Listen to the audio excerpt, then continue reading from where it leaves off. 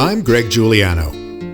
I'm an executive coach, organizational change consultant, and author. I believe leaders have the power to shape the future and change people's lives. I also believe people who challenge the status quo and go beyond usual and ordinary are rare. They're willing to go to the edge and push farther, over and over again. When I find these ultra leaders, I love to talk with them. In each episode, I talk with ultra leaders to learn how they do what they do and how they keep growing as leaders. I promise you a full dose of ultra leadership from other ultra leaders just like you in every conversation. We're at the edge of another episode. Let's jump in. Welcome to another episode of Ultra Leadership. My guest today is Ron Kuriscak. Ron is Managing Director at NetSpy, the leader in enterprise penetration testing, adversary simulation, and attack surface management. He's an innovative global information and cybersecurity executive with over 20 years of corporate security and consulting experience, focusing on all aspects of cyber, information, and physical security leadership. Ron is a change leader and a team builder with proven success across industry verticals. He's also a sought-after speaker on cybersecurity. I am glad we've got him here. Welcome, Ron. Thanks, Greg. Happy to be here. You're in the middle of all the really important stuff going on in our world today, in business today, and things just keep changing. It's a constant. You're leading change, and you've been doing that your whole career, right? In your space. You've been a change leader. You bring change and you help organizations and teams navigate and lead their own transformations. What's been or what still is the most challenging aspect that you find of leading an organization or a team through transformation? Yeah, appreciate the question. I think transformation is kind of a loaded question with some companies. I think about change and leadership over my career.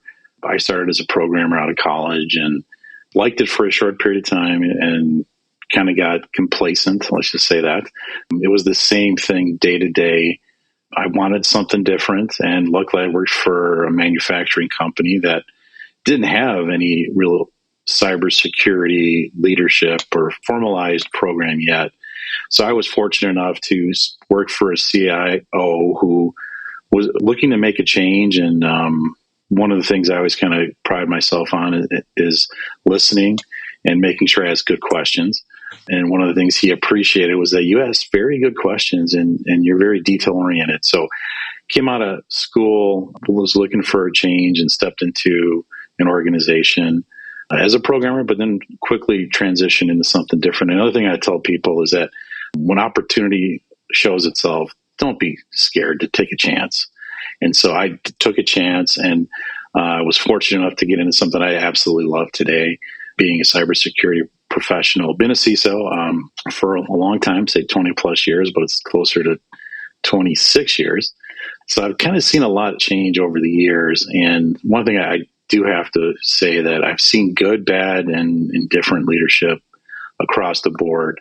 Seen some really good ones. I've seen some really bad ones. And I think one of the things that I look for in a leader in myself is being trustworthy, being empathetic, and actually caring about the people that you lead.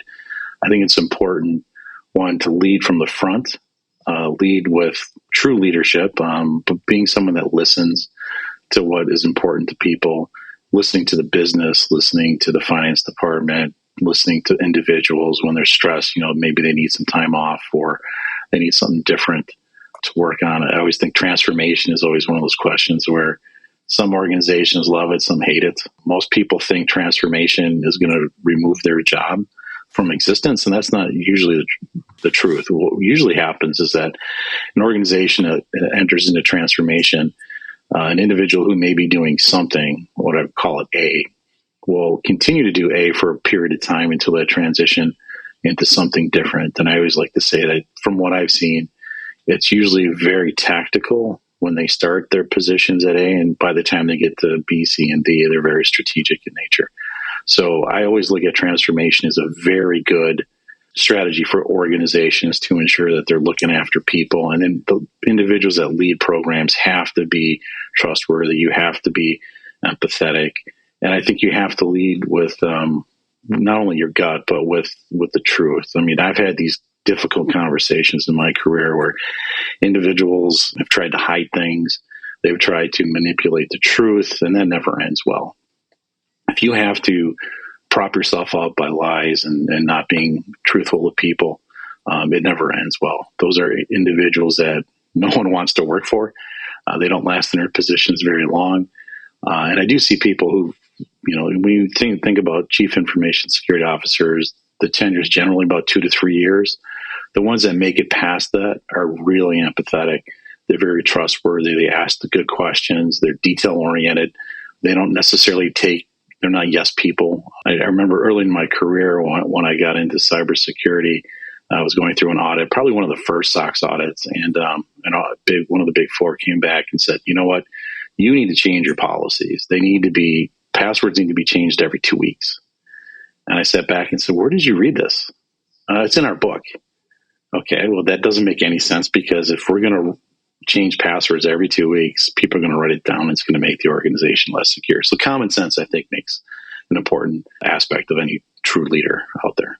Yeah, so there's a lot there. So I appreciate what I pulled from all of that is that the foundation is really empathizing with people, that when you announce a change and you start a change, the people, I think it's how we're wired, that we go to what's going to end, what am I going to lose, what am I going to have to let go of, and engaging with empathy and curiosity and telling the truth to help people make that transition that you talked about from, hey, we're going to go, right now you're at A, we're going to help you get to B, you're going to see the C, you're going to see the D. But everybody goes through that in their own way, and helping people along on that journey, on that transition journey. Yeah, and I would say I've had success when I answer the question of why. In the back of most people's minds is, why are we doing whatever we're doing? Yeah. Is it important to the company? Is there a return on investment? Why are we making people reset passwords? And when you answer the why, I think you break down individual barriers where they start to buy in to, oh, okay, that makes sense. I've done pen tests in organizations where, it was an annual requirement, and we maybe did something a little bit different year upon year because we don't want it to get stale and old. But we learned something new all the time. And so we did a pen test, and I remember this, one of my companies where I was the CISO for, all the business units said, this is a waste of time. You guys aren't going to get anywhere. Everybody knows everybody. But let's do it. Okay, let's see. Let's see where it goes. And sure enough, we've got, it's not just Minnesota nice, because I think as humans, people are nice people at their core. They're trying to help other people. But when you test them, they hold the door for somebody. They let people into rooms that they probably shouldn't have. They don't want to challenge people. People hate challenging others.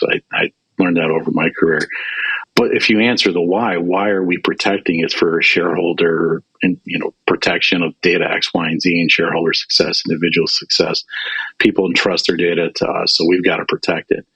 And when you one of the first ones I did, people just let people in. They got into the SOC and knock. The pen testers called me, took pictures, and it was a little embarrassing for people. And when I sat back and said, look, we're not trying to make anybody look bad. We're trying to make the organization better as a whole. So it wasn't meant to isolate and I've had people call me and say, this person needs to be fired because they let this happen. Well, let's pause a moment and see, why did they do what they did? Was there a failure of the system? Were they just taxed and overburdened? Sometimes that happens. And so with this one pen test, we ended up changing the badges so that they had color-coded, they had colors on them, so people knew this person is allowed in this area, this person maybe not, and it's okay to challenge them. So I think answering that why is paramount, at least in the cybersecurity space, and for any company. I think, why are you going down this transition journey? Why are we changing our price? Why are we doing X, Y, and Z? And usually if you can answer the why, people kind of buy into it. Of course, the why has to make sense. But if it makes sense, I think people will buy into it. Yeah, absolutely. Well, and that's part of what you were saying a minute ago about, helping people through that transition and telling the truth, not hiding stuff. And so sharing not just what's going to change, but why are we going to do this? And then how's it going to happen so that they can figure out, or they can ask, well, how's this going to impact me, my team, right? So if we can answer all those questions for people, it makes it easier for us to help them want to go with us and make that move from A to B to C, and then probably back to A again as there's another change and another change. Yeah. It makes me go back and think. I did an assessment for, of course, I can't say the name of the entity, but it was a hospital, and it was a program assessment. What's the maturity of the hospital? And the assessments I do start from the bottom and usually go their way up, and they talk to the CEO. And I was sitting down with the CEO, and I had talked to a number of leadership in the company prior to that. And they told me, basically what seemed to be the environment, good leadership, good role models, good empathy. And then I get to the CEO and I hear a different story. And he kind of told me what I wanted to hear. And they had not had a chief information security officer. One of the reasons they brought me in was to help them kind of structure what their security leadership should look like. And I've always been an advocate of, if you're going to be a leader, you should be positioned at a level within the organization to say no. And if you can't say no, then you're not in a position of leadership. So I'm meeting the CEO, and he's telling me the story, and he'd been there a long time. I think 15, 20 years. So he'd been successful. And as soon as I started asking him about his program, the conversation kind of shifted, and he was telling me everything I wanted to hear. We hired Bob 10 years ago. Bob is a great leader within the organization. He's really progressed the maturity of the program. There is no Bob. There was no Bob. They were hiring me to create, help them develop the position. And so he lied to my face multiple times to tell me what I wanted to hear. And then I had to go to the board and kind of say, look, you've got a really good leadership team here, but I don't think that they have the support from leadership. There's empathy there, but there's not truth. And when you don't have truth and you don't build your reputation on being honest, I think you have problems. So sometimes it's hard to walk through those conversations, but you got to be open and honest and say, look, we don't have this, or we need something better. And that gets to the why. Why do we need a security professional to lead? Because we have issues. And you look at the environment of today, every company has got challenges. It's just a matter of time before you get breached. Yeah. So let's make sure leaders have the tools. And I love being part of a leadership team that isn't, you're not one person is an island. You have a leadership team, and that's why it's, I think, critical that security teams have security committees with C-level representation, and you've got buy-in at that level, and you're part of that team. Because if you don't, then someone becomes a scapegoat. You made me do something I didn't want to do, and you made this vulnerability worse, and that's why these bad guys got in. When you have support and trust, and you've got a very level-set leadership team, I think that's where you see success. And I've seen some really good ones. I was a CISO for a company that Oprah used to own, and I remember seeing her, and I was very taken back at how much she knew of the organization, how much she knew of what was going on. Now, she doesn't remember me, I'm sure, but she certainly had command of the important pieces, and people really gravitated to her. She had a certain persona about her, and I only met her a couple times, and I was their security person for a short period of time. But that kind of leadership, I think, says something when you can step into a room and people trust you, you're empathetic, and you build a leadership team around you that is open to say no. And I really appreciate it. And I think those are the companies that are successful. Yeah, so that's a nice segue, because I was going to ask you about the teams that you've led, and you build strong teams. What's been the common denominator that has, what are the behaviors and practices that make those teams strong teams? A lot early in my career, I would step into a leadership role and think, okay, I got to be the SME, the subject matter expert, and I've got to be the command and control guy. What I say goes.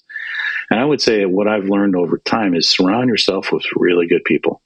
And sometimes they're people early in their leadership journey. Some are older, some, really don't want the title anymore. You got to find those go-to people and just surround yourself and delegate. Don't be the single point of failure or the single point of success, because you do need people to support. You've got to find people that have that fire. I mean, everybody wants to be a leader, I think, in many companies, and they just don't have certain traits. They can't communicate. I work in tech, and I wish I could tell you that 90% of the people I work with love to get up in front of a group and talk. That's just for introverted individuals. Sometimes you need those individuals as part of your team. And when you look around the room, it's got to be a diverse group. It's got to be men, women, people of color, and different perspectives. Those are the types of people I want around me. And it's not about me being successful. It's about everybody at the table. You support me. We support each other. We're a team. There is no I in team. You have to have a really good team that supports each other. Because when bad things happen, you really learn about people. You learn about, individuals who want to blame others. That is not a look. To me, if anything, if somebody stands behind you and you're their leader, you've got to protect them. Maybe they made a mistake, but that's on you.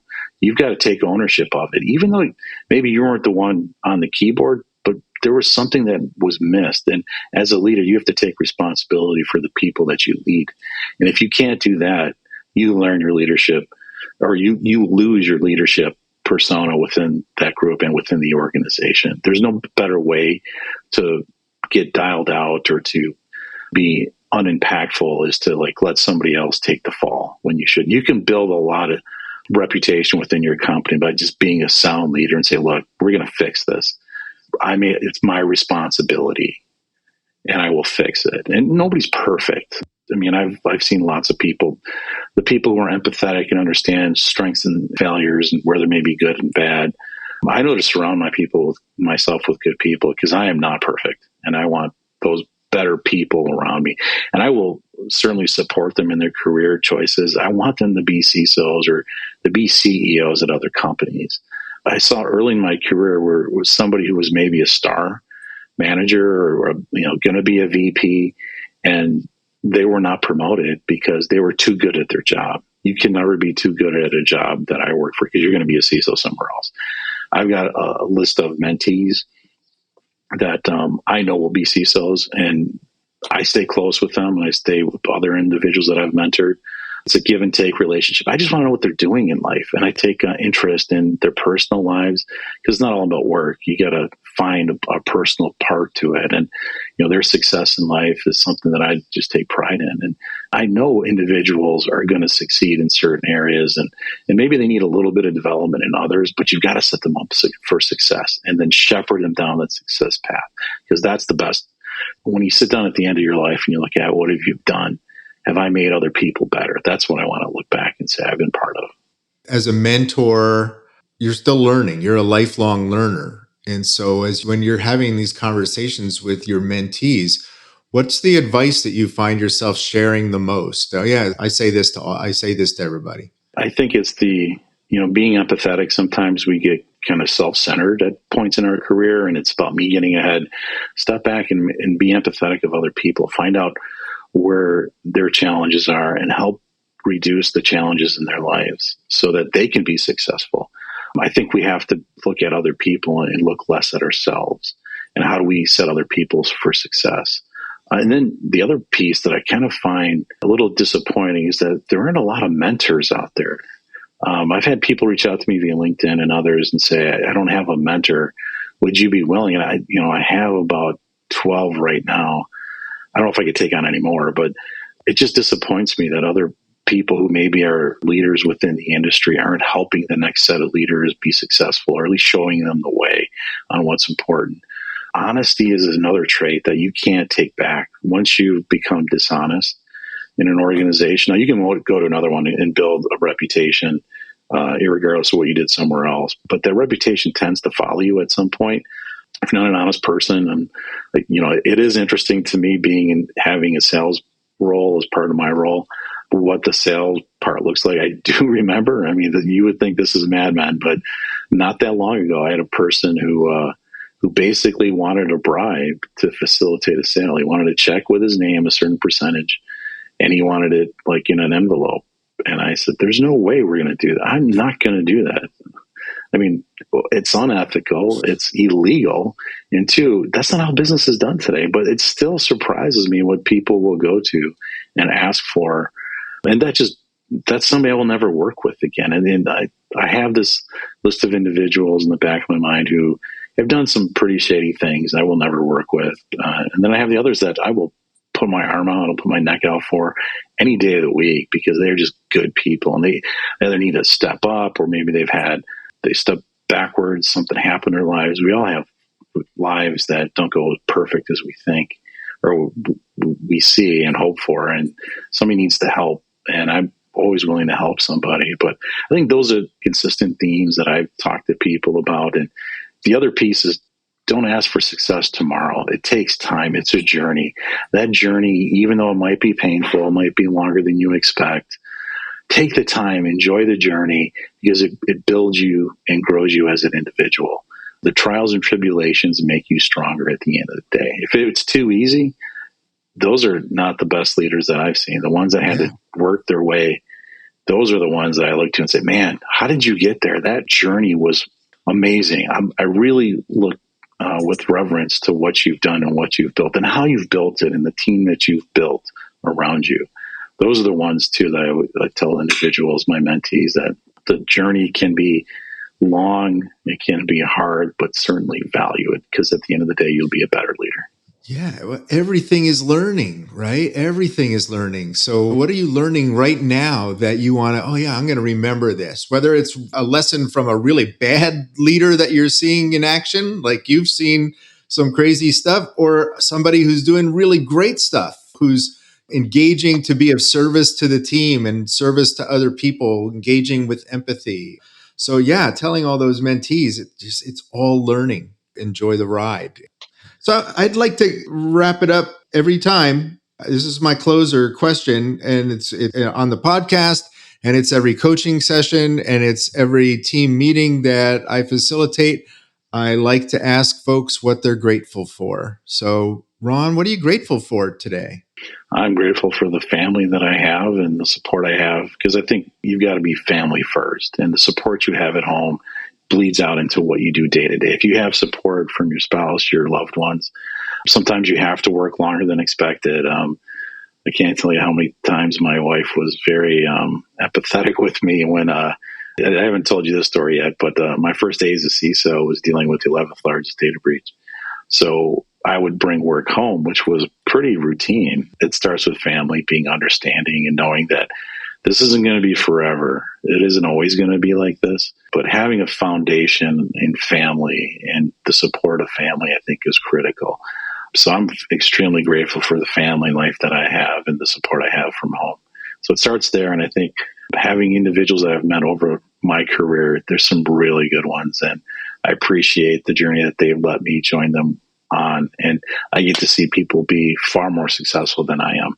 And it's just great to see people grow and do well in life and just be good stewards, empathetic leaders and great leaders within many companies. And it's funny, the ones that I see in the news or in the press, and I'm like, hey, I remember when this person was maybe a manager or whatever they were.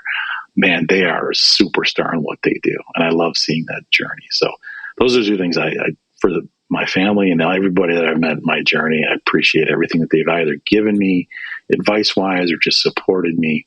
Those are the things that make me who I am today. Awesome. Thanks, Ron. I'm grateful for you, grateful for your leadership, grateful for the wisdom that you shared today, and I'm grateful for everybody for listening today. So thank you, Ron, and thanks, everybody. That's another episode of Ultra Leadership. We will see you next time.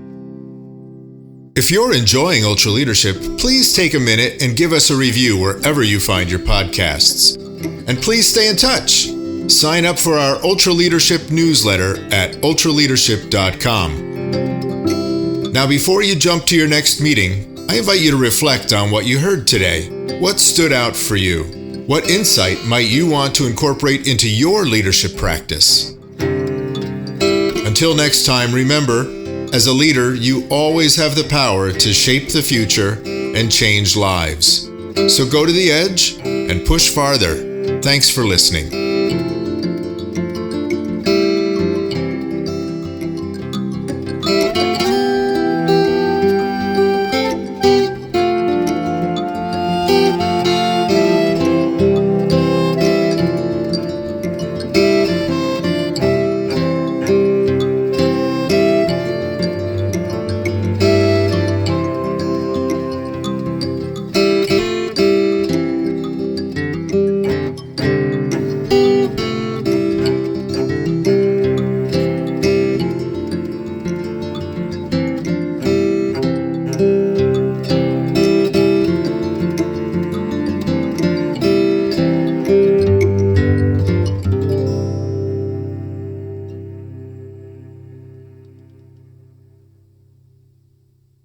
This is thepodcastfactory.com.